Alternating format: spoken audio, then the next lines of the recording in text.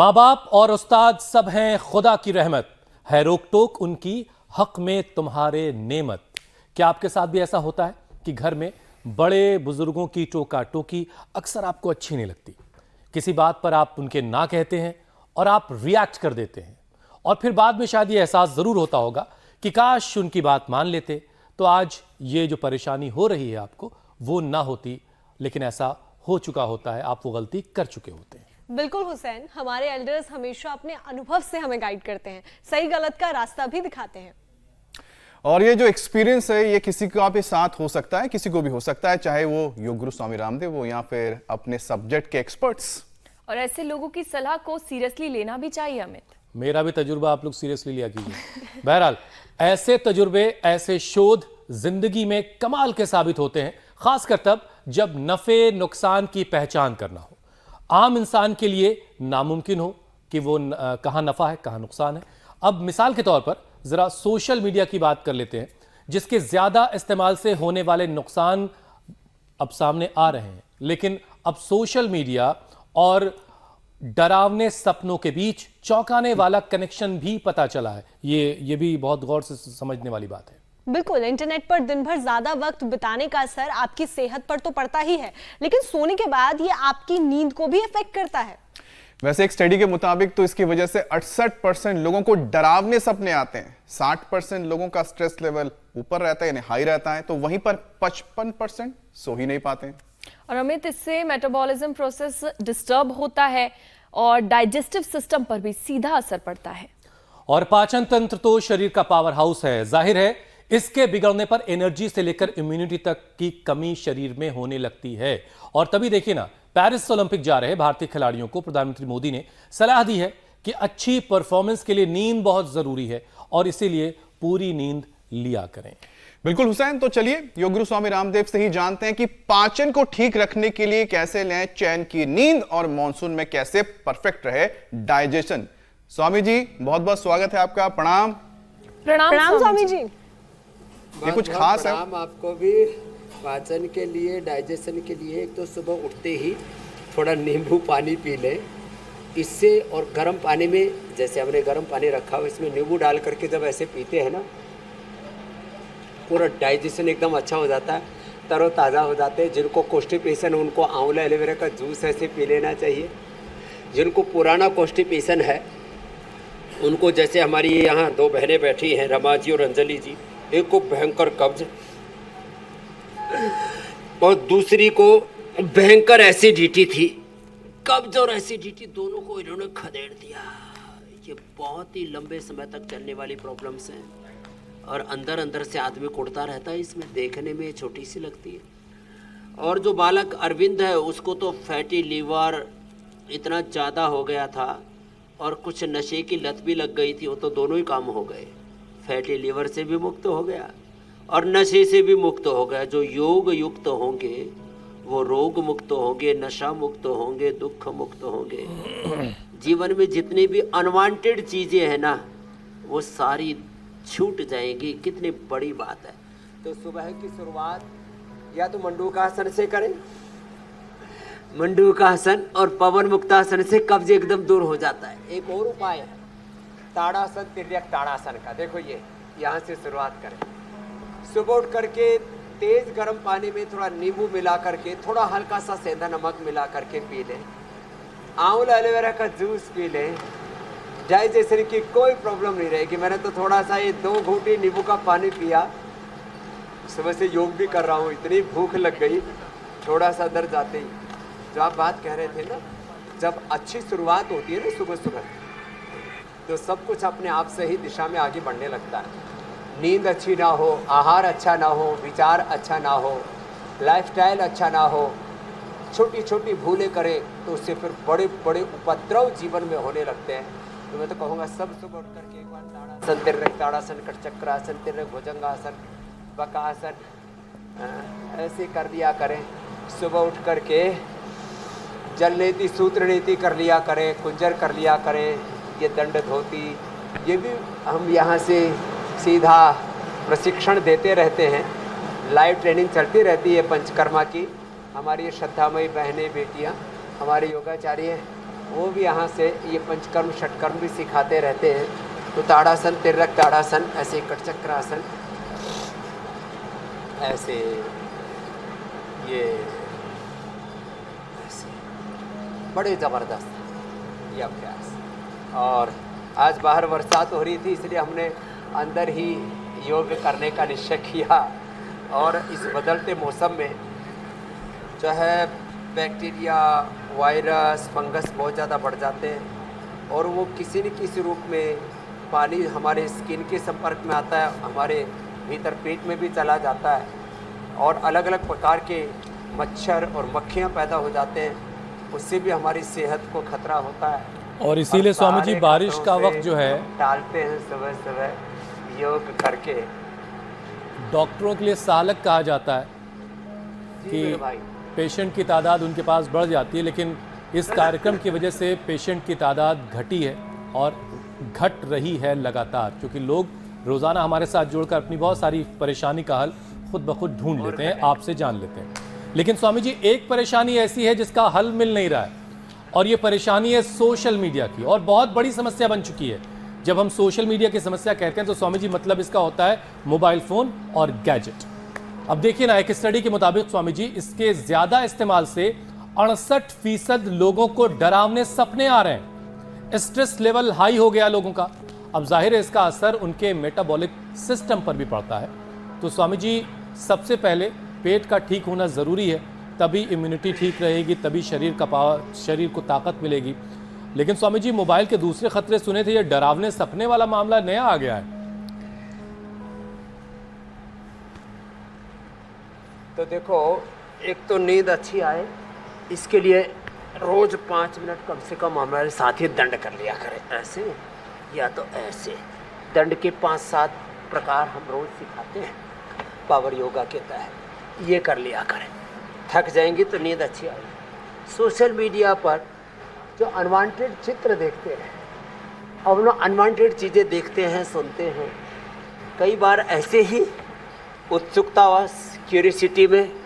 और ये ऐसा है सोशल मीडिया, तो एक बार आपने कोई भी क्यूरियोसिटी में कुछ अनवांटेड चीज़ों को देखना शुरू कर दिया तो लाइन लगा करके वैसे ही वीडियो या आपके सामने प्रस्तुत करने लगता है। बड़ा खतरनाक मामला है।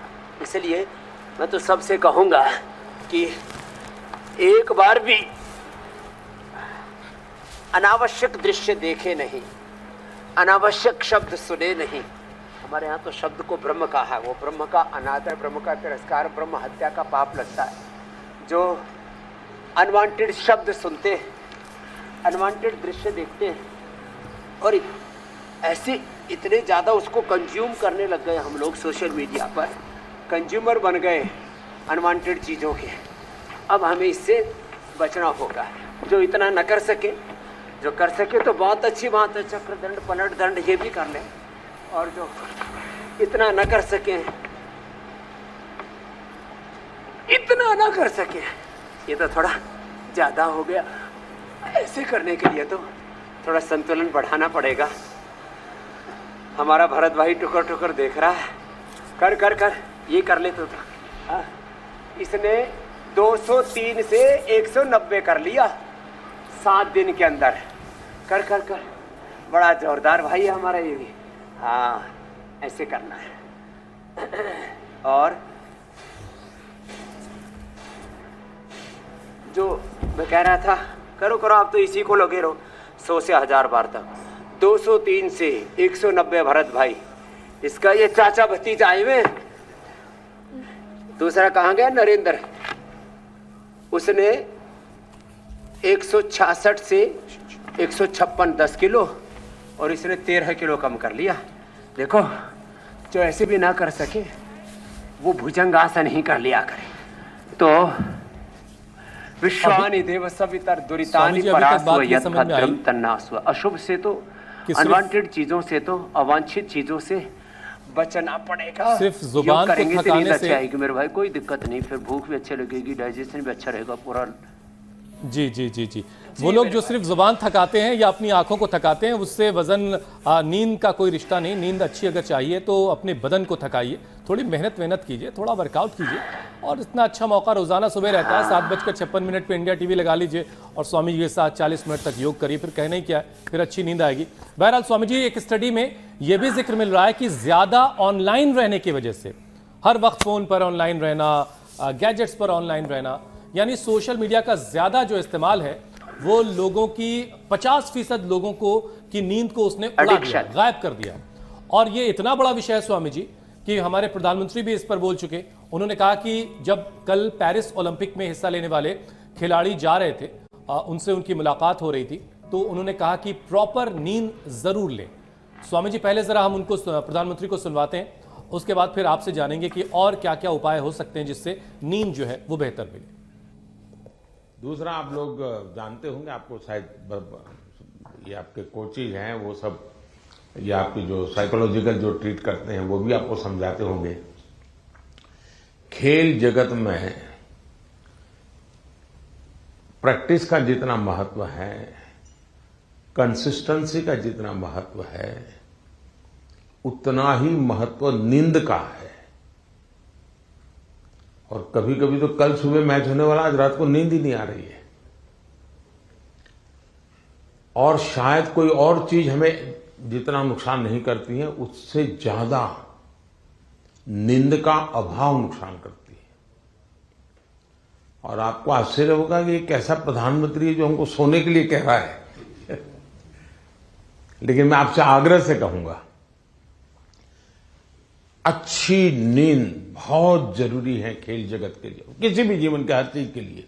और आजकल तो मेडिकल साइंस भी नींद पर बहुत बल दे रहा है। ये वाकई बड़ी बात है कि कल एग्जाम है या फिर कल कोई इवेंट है किसी खिलाड़ी का, उससे पहले जो बच्चा है, जो स्टूडेंट है, उसको नींद नहीं आ रही है, जो खिलाड़ी है उसको नींद नहीं आ रही है। परफॉर्मेंस के ऊपर भी ना बहुत बुरा प्रभाव पड़ता है। नींद यदि पूरी ना हो तो हम पूरी फुल ऑफ एनर्जी से, पूर्ण विवेक से, पूर्ण संवेदना से, पूर्ण उत्साह से, पूर्ण पुरुषार्थ से, जैसे अपने पूर्ण सामर्थ्य से उस कार्य को निष्पादित नहीं कर पाती। यदि नींद पूरी ना हो तो हमारे 37 ट्रिलियन सेल्स थके थके से रहते हैं। इसलिए नींद का पूरा होना हमारी परफॉर्मेंस के लिए जरूरी है। उसके लिए मैंने, आपने देखा, बीच में सर्वांगासन किया, शीर्षासन भी किया, सूर्य नमस्कार से शुरुआत की। और इसके लिए ना फिर श्वासों के साथ, जैसे हमारे साथ में यहाँ पर सब बालक हैं, अरविंद जी, रमा जी, अंजलि जी, एकता जी, हमारे श्याम शर्मा जी, कपाल भाती अनुलोम विलोम कर रहे हैं। अनुलोम विलोम करें, भ्रामरी करें, उद्गीत करें, ओंकार ध्यान करें और गायत्री ध्यान करें। हमारे यहाँ तो ध्यान के सैकड़ों विधि विधान हैं। दृष्टा ध्यान, विपश्यना ध्यान, प्रेक्षा ध्यान, गुणातीत भावातीत ध्यान, ओंकार गायत्री ध्यान, आत्मस्वरूप का ध्यान, मूलाधार से सहस्रार तक, नाद योग, हठ योग, चंद्र शक्ति, सूर्य शक्ति का अपने भीतर उद्बोधन प्रबोधन करने के लिए हठ योग, कुंडलिनी योग, ये सब कुछ योग है।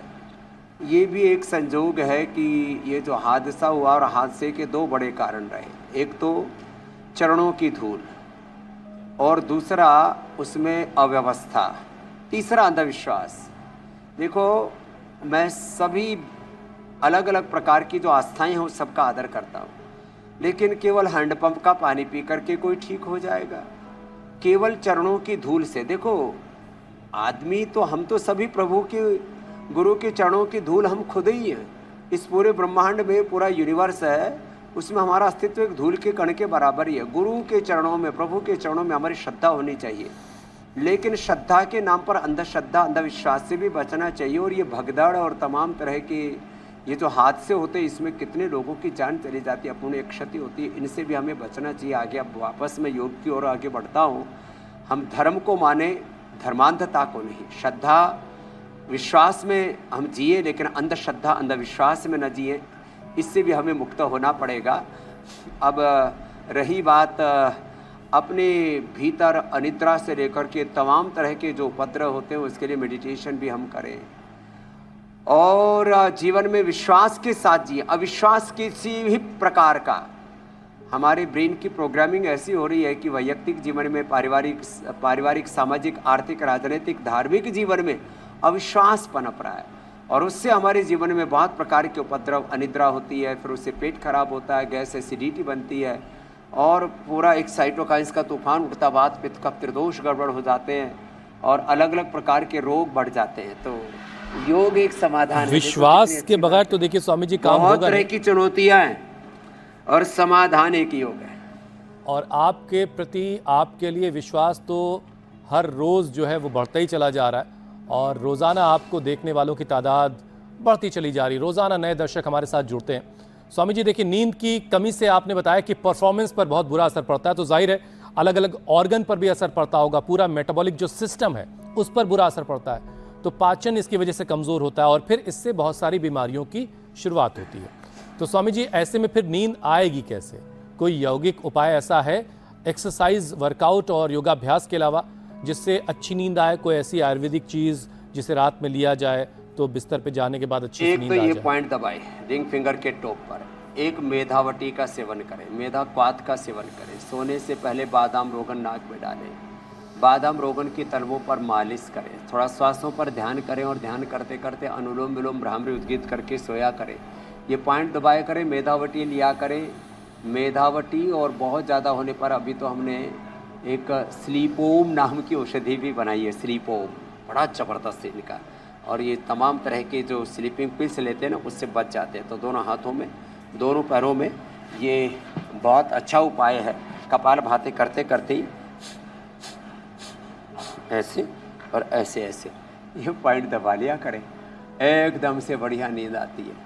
आयुर्वेद में सिरोधारा भी इसी के लिए है। सिरोधारा से अच्छी नींद आती है, जिसमें मैंने कहा ध्यान से, त्राटक से, कीर्तन से, गुरु पर, भगवान पर, बड़ों पर, माता पिता पर विश्वास से जो है अनिद्रा की समस्या दूर होती है। बहुत ज़्यादा जो चिंता करते हैं, तनाव में रहते, उथल पुथल, उधेड़ बुन, आपाधापी, अंदर बहुत ज़्यादा खींचातान चल रही होती है, उससे भी दिक्कतें बढ़ती हैं। तो ध्यान मुद्रा देखो, ऐसे बैठने मात्र से ऐसे, और प्राणायाम से। जो अधिक अभ्यास नहीं कर सकते, भस्त्रिका करें, कपालभाति करें, अनुलोम विलोम करें, ये बहुत ज़रूरी है। इससे भी अच्छी नींद आती है। फिर नींद कम आती है तो बीपी बढ़ता है, तो हम कहते हैं लौकी जूस और मुक्तावटी बीपी ग्रिड का प्रयोग। उससे हार्ट का असर पड़ता है तो कार्डियोग्रिड, हृदयामृत, अर्जुन की छाल, दालचीनी, अर्जुनारिष्ट का प्रयोग करें। नींद कम आती है तो उससे शुगर भी बढ़ जाती है, तो खीरा, करेला, टमाटर का जूस, मधुनाशिनी, मधुग्रिड का प्रयोग करें। मंडूकासन, योग मुद्रासन, ये तो लंबा करना ही पड़ेगा। पवन मुक्तासन, बैठ करके वज्रासन में मंडूकासन और लेट करके पवन मुक्तासन, ये तो सभी से हो जाता है। ये तो कुर्सी पर भी बैठ करके लोग कर लेते हैं। तो हमें ये अभ्यास करने पड़ेंगे और इसका बहुत ज़बरदस्त असर पड़ता है हमारे पेट पर, डाइजेशन पर, पेनक्रियाज पर। तो बीपी भी नहीं बढ़ेगा, शुगर भी नहीं बढ़ेगा, और बड़ी बात है लीवर, किडनी, पेनक्रियाज, इंटेस्टाइन। और हाँ, नींद पूरी ना आए तो सेक्सुअल डिसऑर्डर्स भी होते हैं, इनफर्टिलिटी तक हो जाती है, हार्मोनल इम्बैलेंस हो जाता है। तो ये साधारण से दिखने वाले आसनों का असाधारण लाभ होता है। सर्वकल्प का काढ़ा पी लिया, लिवोग्रिड, लिवामृत ले लिया, किडनी ने भी जवाब दी, स्वामी जी बहुत से लोग ये कहेंगे दिक्कत आ गई तो उसके लिए रेनोग्रिड, नहीं तो पेट के लिए तो लिवोग्रिड। कि हमने सारे अभ्यास सुबह किए थे और दिन भर में हमारी थकान जो है वो दूर हो गई है, अब रात को नींद नहीं आ रही। तो उसका एक इलाज मैं बता रहा हूँ, फ़ोन पहले दूर रख दीजिए सोने से काफ़ी देर पहले, और उसके बाद भी नींद नहीं आ रही है तो माता जी के सिर में तेल लगा लीजिए, उनका पैर दबा लीजिए, पिताजी की सेवा कर लीजिए, फिर अच्छी सी नींद आ जाएगी। थोड़ा थक जाएंगे, फिर अच्छी सी नींद आ जाएगी। किताब भी पढ़ ली। हाँ, ये तो बीमारी है, ये एक बीमारी है कि जैसी किताब खोली नींद आ गई। इसका इलाज भी स्वामी जी से जानेंगे। बहरहाल स्वामी जी देखिए, पाचन तंत्र की बात हो रही थी, अब ज़रा फोकस्ड होते हैं और पेट से जुड़ी एक एक बीमारी की बात कर लेते हैं। हाजमा जो है स्वामी जी अलग अलग मौसम में लोगों का, उनको परेशान करता रहता है, लेकिन एक परेशानी मौसम चाहे कोई भी हो वो लोगों का पीछा नहीं छोड़ती, वो है कब्ज़ की दिक्कत। और क्रॉनिक कॉन्स्टिपेशन जब किसी को हो जाए तब तो बड़ी मुसीबत है। तो ये कब्ज से कैसे पीछा छूटेगा, बड़ी जिद्दी बीमारी कही जाती है। ये पवन मुक्तासन, लेट करके, बैठ करके मंडूकासन, ये कब्ज का स्थायी सॉल्यूशन है। ऐसे और ऐसे, ये दो ही चीज़ें करना है, पवन मुक्तासन, बैठ के मंडूकासन। अब सिलसिलेवार कब्ज के बारे में बताता हूँ। देखो, सुबह अंकुरित ले, फल फ्रूट्स ज़्यादा खाएं, अनार पपीता सेब आदि का ज़्यादा सेवन करें, सलाद सेवन करें, और टमाटर का सूप पिए, लौकी का जूस पिए, ये सब कब्ज निवारक दवा है। सब्जियां ज़्यादा खाएं, खाने में सीक्वेंस रखें, पहले सलाद और फल आदि खाएं, फिर सब्जियां ज़्यादा खाएं, रोटी दाल चावल आदि थोड़ा कम सेवन करें, और चबा चबा करके खाएं, खाने के 1 घंटे बाद पानी पिएं, और 2 बार ही खाना खाएं। सुबह थोड़ा फ्रूट से ले लें, दोपहर को 12 बजे के आसपास, शाम को 7 बजे से पहले पहले खाना खा लेंगे तो कब्ज नहीं होगी। माइल्ड कब्ज है तो त्रिफला, तेज कब्ज है तो शुद्धि चूर्ण, और क्रोनिक कब्ज है तो गोधन अर्क से उठ करके और खाने के बाद अभयारिष्ट ले लें। अभयारिष्ट बड़ा जबरदस्त है। ये पवन मुक्तासन के बाद ये उत्तान पादासन में जो सेतु बंद कराते हैं ना, ये भी बड़े ज़बरदस्त हैं कब्ज के लिए। इससे नाभि धरण भी अच्छी हो जाती है। और जिनकी बॉडी फ्लेक्सिबल है उनको तो ऐसे थोड़ी देर सुप्त वज्रासन, थोड़ी देर सुप्त पद्मासन भी करा देते हैं। और पीने में कायाकल्प का काढ़ा बड़ा ज़बरदस्त होता है कब्ज के लिए। अमलतास का प्रयोग, अमलतास का की फलियाँ रात को उसको भिगो दिया, सुबह उसका पानी पी लिया, अथवा सुबह भिगो करके रात को पानी पी लिया, कब्ज रहेगा ही नहीं। आंतों को ताकतवर बनाना है। आंतों को ताकतवर बनाने के लिए तेज़ चला करें, और जो जवान है वो दौड़ा करें। जब आप दोनों पैरों से चलते हैं तो छोटी बड़ी आंत दोनों आपकी एक्टिव हो जाती है। तो जिनकी बॉडी फ्लेक्सिबल है वो, जैसे अभी हमने किया सुप्त वज्रासन, सुप्त पद्मासन भी किया करें। इससे ना धरण जिनकी दिखती है उससे कब्ज बहुत ज़्यादा हो जाता है। तो नाभि और कोड़ी दोनों अच्छे रहेंगे आपके। इतना ज़बरदस्त है ये। ऐसे तो कब्ज अब किसी को नहीं रहेगा, फिर भी कब्ज रहता है तो थोड़ा पिंडली दबा लिया करेंगे। पिंडली दबाते हैं ना, अब जैसे कहते थे माता पिता के चरणों की सेवा करो, उनके पैर दबाओ, उनके सिर में मालिश करो, और फिर अपने भी सिर में और तलवों में मालिश कर लिया करें, नींद अच्छी आ जाएगी। और थोड़ा अपना मन का आपा डांट के रखा करें। जो बहुत इधर उधर की बातें सोचते रहते हैं, हमेशा over thinking, negative thinking, destructive thinking, stress तनाव में रहते हैं, अनहोनियों के भय से, डर से जो भयाक्रांत रहते हैं उससे भी थोड़ा बचना पड़ेगा। खैर, ये पिंडली दबाना ये भी कब्ज के लिए बहुत अच्छा है मेरे भाई हुसैन जी। तो ये छोटे छोटे उपाय करके बड़ी बड़ी बीमारियों को हम अच्छा, ढहा देते हैं। एक बात जो स्वामी जी पूजा ने कही कि बहुत सारे ऐसे जीव जंतु हैं जिनको फौरन नींद आ जाती है अगर वो किताब खोल लें, तो ये कैसा मामला है? किताब खोली नहीं कि नींद आ गई? तो ये जो पढ़ाई से जिनको फोबिया है ना, किताब से डर रहता है ना, तो उनको ऐसा लगता है ये कहीं ज्ञान हमारे भीतर बढ़ ना जाए, घुस ना जाए, प्रतिष्ठित ना हो जाए। तो ये जो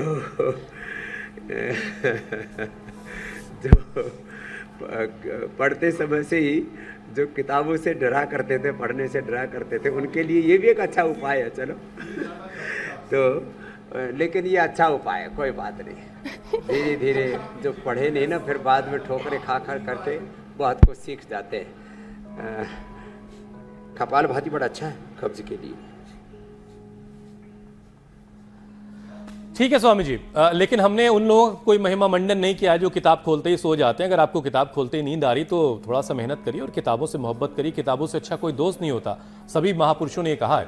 स्वामी जी, बारिश के मौसम में खासतौर से पानी के जरिए खुली जगहों पर खाना रखने से वायरल और बैक्टीरियल इन्फेक्शन बहुत तेजी से फैलता है, और इसीलिए कहा जाता है कि इस मौसम में बहुत सारे इन्फेक्शन लोगों को होते हैं, और पेट में इन्फेक्शन भी एक बड़ी समस्या है।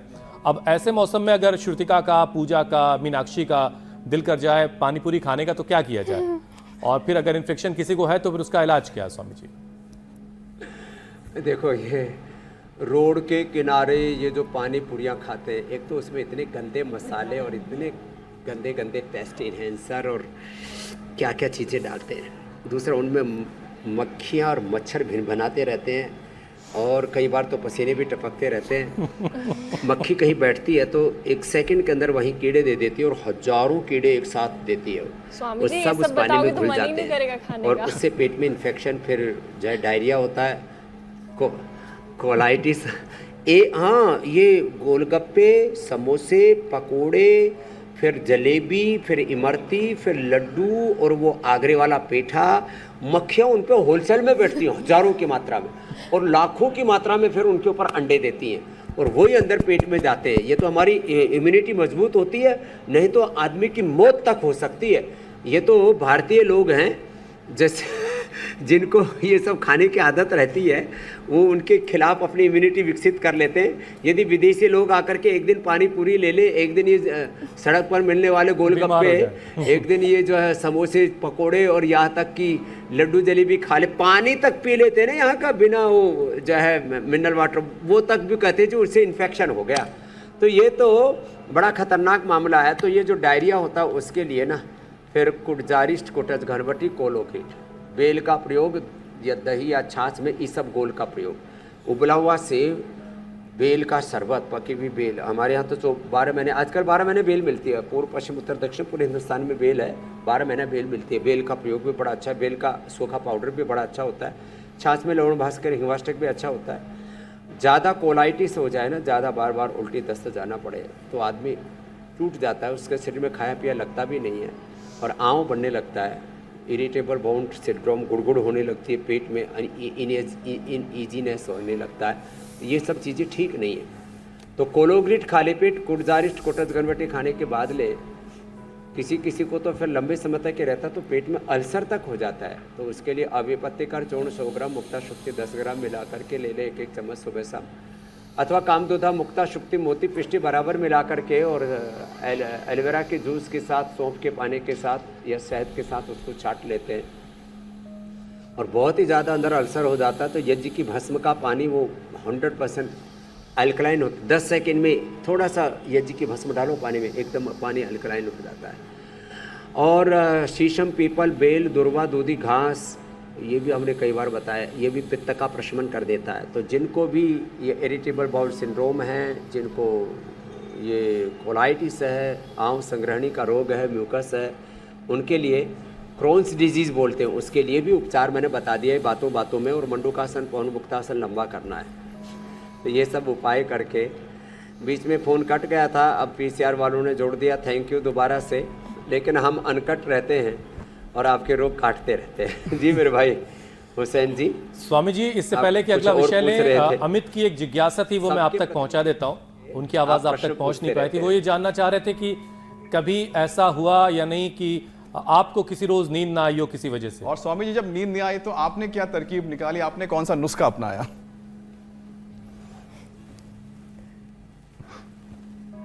देखो, ऐसे तो मैं ऐसा प्राणी हूँ, इतना पुरुषार्थ करता हूँ, गाड़ी में बैठता हूँ वहाँ नींद आ जाती है, प्लेन में बैठता हूँ वहाँ नींद आ जाती है, योग करते समय, काम करते समय नींद नहीं आती है, पढ़ते समय नींद नहीं आती है, ये बात तो है। एक दिन क्या हुआ, मैंने शहद खा लिया और वो भी एक गांव से हमारे डॉक्टर यशदेव शास्त्री जी लेकर के आए।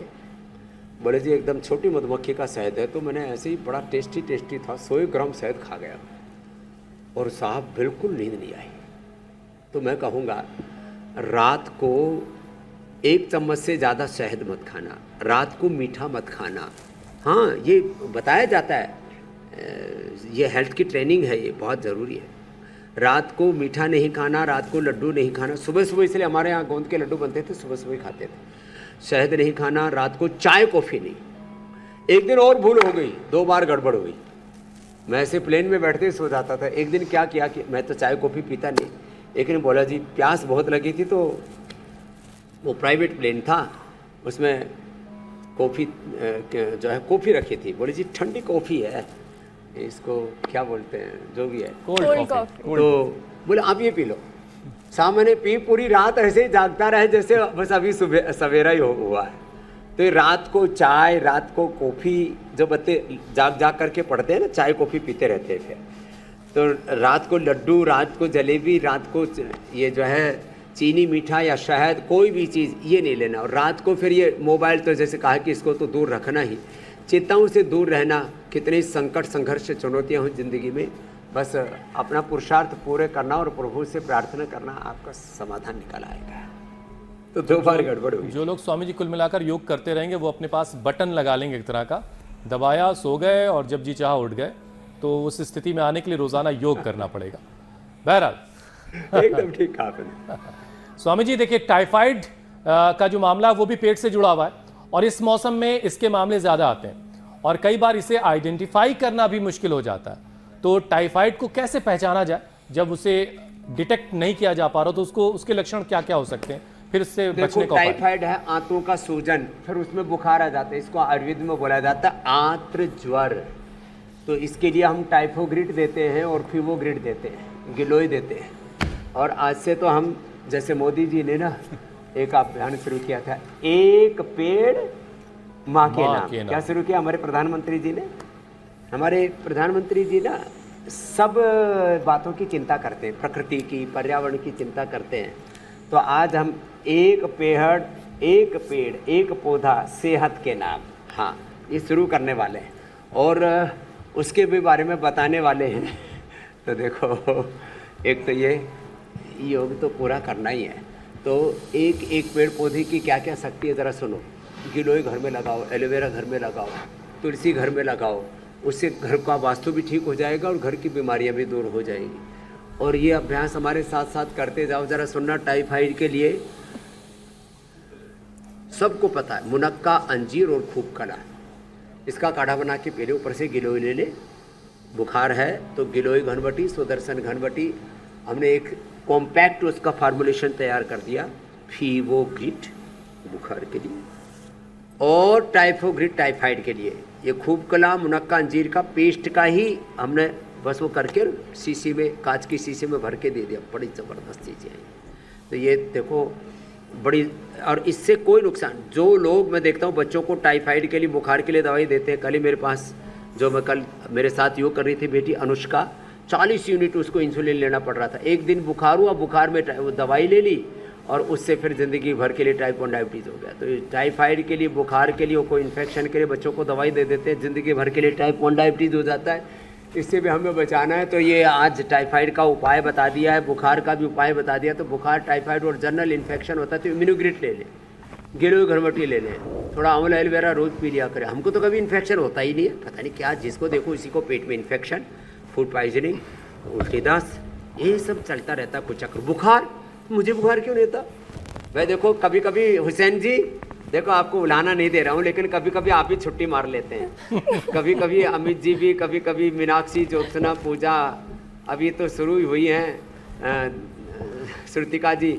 मैं तो एक दिन भी गैर हाजिर नहीं हुआ, मुझे तो एक दिन भी बुखार नहीं हुआ पिछले 5 सालों में। नहीं लगा, नहीं तो बीच में उठ के जाना पड़ेगा आपको, फिर ब्रेक लेना पड़ेगा। अभी रुकते हैं, एक छोटे से ब्रेक के बाद फिर आपको बताएंगे कि अब बुखार के बाद सर्दी जुकाम का क्या इलाज है। स्वामी जी आप अनकट है ना। और स्वामी जी आप तो इस गुरुकुल के प्रधानाचार्य हैं, तो इसलिए मुझे लगता है कि आपको मौका नहीं मिलता, हम ले लेते हैं मौका। अलाउ ही नहीं है स्वामी जी आपको छुट्टी लेना। अब स्वामी जी अगले विषय की ओर बढ़ते हैं। जी स्वामी जी, बात कोलाइटिस की करें तो कोलाइटिस की जो परेशानी होने पर उसे कंट्रोल कैसे की जा सकती है, इसके बारे में समझाइए। लोगों को इसके बारे में ज्ञान थोड़ा कम होता है, जिसकी वजह से ये बीमारी एक बार हो जाती है तो फिर बढ़ती रहती है, ठीक नहीं हो पाती है वक्त। देखो कोलाइटिस में कोलोग्रिड, कोडस्तिग्नवटी, कोडजारिस्ट और चित्रकादि तो मैंने बता दिया, लेकिन एक बात बताता हूँ, कोलाइटिस होने पर देखो ये पथ्य बड़ी ज़बरदस्त बात है। जिनको भी कोलाइटिस है उनको दूध, घी और किसी भी प्रकार के मीठे का सेवन नहीं करना। लोग ऐसे खाते रहते हैं, तो ये हमने तो दूध ही पिया था, फिर तो ये तो भयंकर दस्त लग गए, फिर स्टीराइड तक लेना पड़ता है, आंतें काटनी पड़ती हैं कोलाइटिस में, बड़ा खतरनाक है अल्सरेटिव कोलाइटिस में। तो देखो, एक तो ये मुंडूकासन और वक्रासन, अर्धमत्स्येंद्रासन कर लें, ये बड़े ज़बरदस्त है। हाँ, तो मीठा, किसी भी प्रकार का मीठा, घी, गाय का हो या भैंस का हो, और मीठा घी दूध का सेवन नहीं करना। दही छाछ उसके लिए हो सकता है, दूध तो उसके लिए जहर का काम करता है। ये इस चीज़ का भी ध्यान रखना। और अपने पाचन को अच्छा बनाए रखने के लिए पंचकोल, पीपल, पीपला मूल, चित्रक चब्बे से उठा, ऐसा कड़ाके की भूख लगती नहीं तो कोलाइटिस वालों का खाया पिया तो नीचे निकल जाता है खाना पैखाने में, और फिर भूख कम हो जाती है। तो उसके लिए भी उपाय हमने बताया।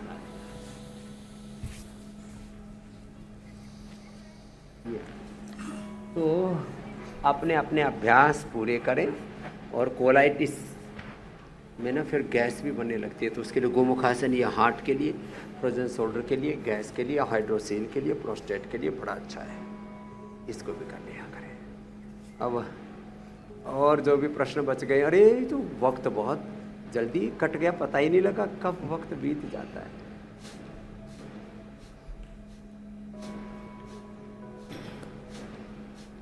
आपकी बातें सुनते सुनते वक्त जो है वो गुजर जाता है और ख़बर नहीं होती। और स्वामी जी, आज से हम अपने इस कार्यक्रम में, आपके इस कार्यक्रम में एक नए सेगमेंट की शुरुआत करने जा रहे हैं, बल्कि एक मिशन है, एक मुहिम शुरू करने जा रहे हैं। मॉनसून का वक्त चल रहा है और जो पेड़ सूख गए हैं, हाँ। वो पेड़ पौधे भी इस मौसम में हरे हो जाते हैं। और तो स्वामी जी, आज से हम आपके साथ रोज़ाना एक पौधा लगाने का संकल्प लेंगे अपनी बालकनी में, अपने गार्डन में। और आज आप भी एक पौधा लगा करके इसकी शुरुआत करेंगे। तो ये एक मिशन है। मैं दर्शकों को बता दूं कि आज स्वामी जी भी एक पौधा लगाएंगे और इसी के साथ आज से इस मिशन की शुरुआत करेंगे। हम सब ये कोशिश करें कि पेड़ लगाएं, पौधे लगाएं।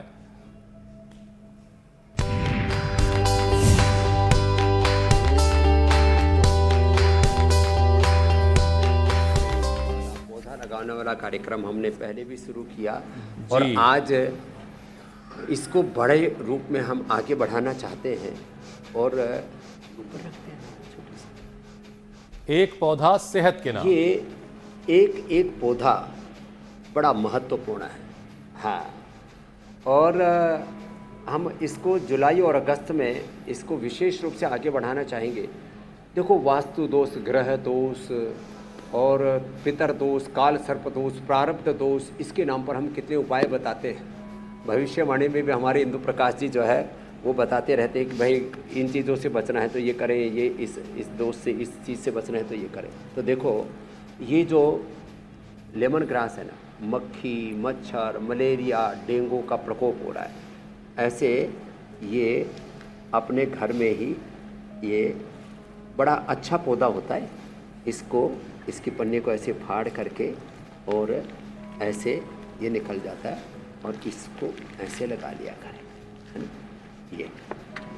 और फिर इसको थोड़ा पानी दे दिया करें। वैसे तो अब बरसात का भी पानी अच्छा आ रहा है। ये तो लेमन ग्रास है और ये लवेंडर है। ये जो दो पौधे होंगे तो वहाँ पर ये ग्रह दोष, वास्तु दोष, काल सर्प दोष, प्रारब्ध दोष, जीवन में अनहोनियाँ तो टल ही जाएंगी। इससे घर में मक्खी मच्छर भी नहीं आएंगे। अब शेर को भगाने के लिए तो मेरे पास अभी कोई पौधा है नहीं। मैं सोचूंगा कि घर में पौधा लगा लो और फिर शेर ना आए, हाथी ना आए, उसके लिए भी मैं कुछ सोचूंगा। लेकिन मक्खी मच्छर के लिए तो ये एकदम पक्का है। ये लवेंडर का और लेमन ग्रास। लेमन ग्रास को तो इसका तो तेल भी आता है और इसको ऐसे भी, ऐसे आप रगड़ो ना तो ऐसे इसमें इतनी अच्छी खुशबू आती है, चित्त प्रसन्न हो जाता है। अरोमा थेरापी भी है एक। तो ऐसे लवेंडर और लेमन ग्रास लगाएंगे, उनके घर में डेंगू, चिकनगुनिया, मलेरिया, ये सब प्रॉब्लम्स नहीं होंगी। वैसे डेंगू के लिए प्लेटलेट जब घट जाते हैं तो हमने प्लेटोग्रिट और एलोवेरा, गिलोय, अनार और उसमें पपीते के पत्तों का रस, ये बहुत कुछ बताया हुआ, बीटा ग्रास आदि। और डेंगू के लिए हमने ऐसे ही चिकनगुनिया के लिए बताया हुआ है। लेकिन ये पौधे जो है डेंगू चिकनगुनिया को का प्रवेश ही रोक देंगे। घर में साफ सफाई ये कमाल का पौधा है स्वामी जी, लेमन ग्रास। पौधे लगाएंगे, जो लोग भी मच्छर से परेशान हैं, तुलसी, एलोवेरा, गिलोय से लेकर के, उन्हें ये पौधा अपने घर में जरूर लगाना चाहिए, बल्कि सबको लगाना चाहिए, ताकि मच्छरों के चक्कर में बहुत सारी चीजें जो पूरे घर में पॉजिटिव एनर्जी बनी रहेगी, पॉजिटिव वाइब्स आएंगे सब दिशाओं से। चलिए, हमने एक पौधे की बात की थी स्वामी जी, आपने एक के साथ एक फ्री कर दिया, ये भी कमाल है। अब जरा आगे बढ़ते हैं और रोजाना हम एक वायरल दावे की सच्चाई की परख करते हैं, फैक्ट चेक करते हैं। तो स्वामी जी, एक दावा ये किया जा रहा है कि डेंगू का मच्छर सिर्फ पैरों में काटता है, और क्या हरी इलायची के दाने प्लेटलेट्स को बढ़ाते हैं। दो बातें हैं इसमें, एक डेंगू का मच्छर पैर में काटता है, क्या यह सच है?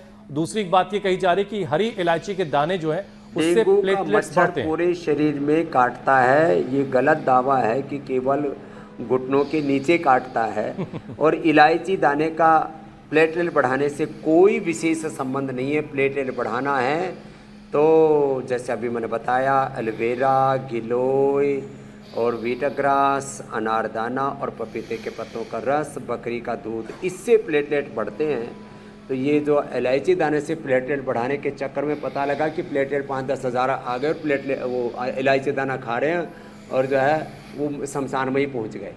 तो ऐसे ही इन झूठे दावों से हमें सावधान रहना है। बिल्कुल, तो ये दोनों दावे झूठे हैं, और इसीलिए हमने ये बीड़ा उठाया है कि जो दावे अलग अलग सोशल मीडिया पर किए जाते हैं उनका सच आप तक पहुंचाया। स्वामी जी ने बताया कि इलायची के दाने से कोई फर्क नहीं पड़ने वाला, और मच्छर के लिए पूरा शरीर उसका टारगेट है, कहीं भी वो काट सकता है।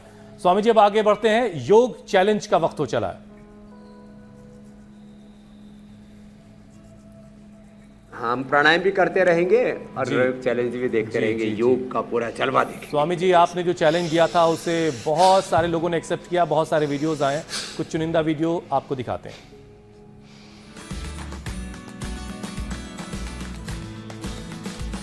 अच्छा, पुणे में स्वामी जी योग के चाहने वाले बहुत हैं, पुणे से वीडियो बहुत आते हैं हमारे पास। क्या करोगे? युगल योग क्या जबरदस्त है।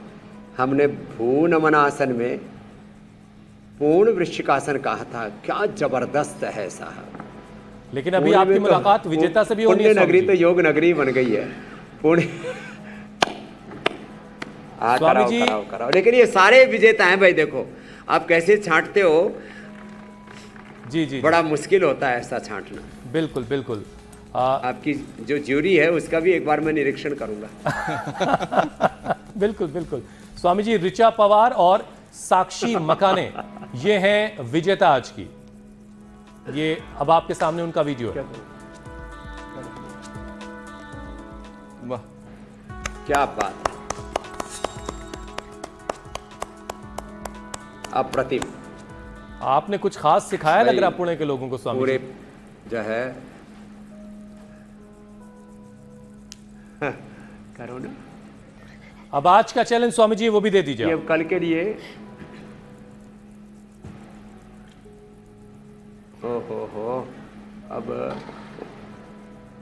ये हमारे बच्चे उथल कूद बहुत कर रहे हैं, तो पूर्ण एक तो उष्ट्रासन के अंदर, उष्ट्रासन के ऊपर थोड़ा सावधानी से, उष्ट्रासन के ऊपर बकासन किया भाई। चलो भाई, हो तो गया। लेकिन जो है इसके लिए दमखम चाहिए, कभी किसी की काफी मुश्किल है, लेकिन फिर भी हड्डी पसली मत तोड़ देना। अगर ये चैलेंज आपको एक्सेप्ट है स्वामी जी, ये ज्यादा मुश्किल हो गया आज वाला, थोड़ा सा ख्याल करिए और थोड़ा सा आसान दीजिए ताकि लोग जो है वो इसमें जुड़ पाए और धीरे धीरे आगे बढ़ पाए। तो अगर आपको ये चैलेंज एक्सेप्ट है तो हमारे नंबर लगातार स्क्रीन पर फ्लैश हो रहे हैं, इन नंबर्स के जरिए आप अपनी वीडियोस हम तक पहुंचाएं। जो विजेता होगा स्वामी जी की तरफ से उसे इनाम से भी नवाजा जाएगा। स्वामी जी, अब आपसे इजाजत लेने का समय हो चला है। बहुत बहुत प्रणाम, बहुत बहुत धन्यवाद। प्रणाम स्वामी जी। प्रणाम। बहुत बहुत शुक्रिया स्वामी जी।